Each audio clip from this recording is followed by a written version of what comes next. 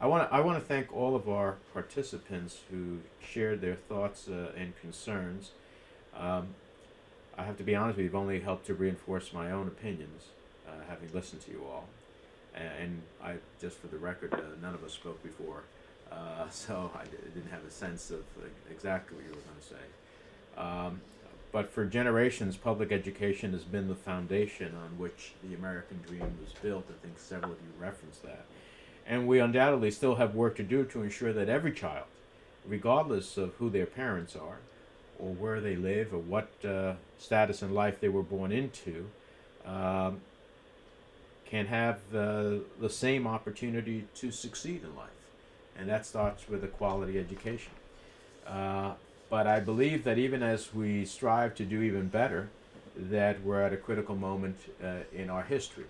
As we implement reforms to what was No Child Left Behind, to the Every Student Succeeds Act, and we look for ways to increase access to higher education and alleviate the burden of student debt, I don't think we should entrust the future of our children to someone who has never participated in our public education system, either as a student, a parent, an administrator, or an educator, and fundamentally misunderstands vital pieces of federal legislation like the Individual with Disabilities Education Act.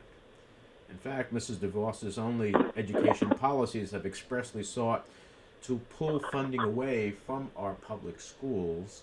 Instead, we should be increasing our investment in the next generation and guaranteeing that a free, high quality education is the birthright of every American. I think about the challenges we face in our country.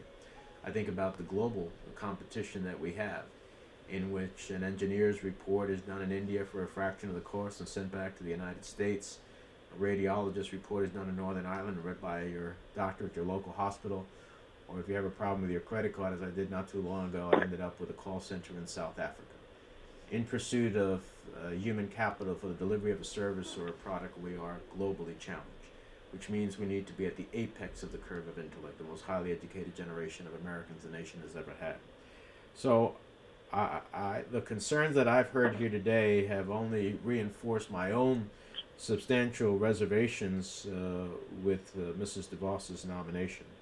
And nothing in her record or the testimony in her confirmation hearing has done anything to ease the fears of so many families and educators, and for that fact, my own concerns. Which is why I'll take this opportunity to announce today that I'll be voting no on the nomination of Betsy DeVos to be our next Secretary of Education. And I appreciate all of you sharing your professional insights as to what some of those concerns are.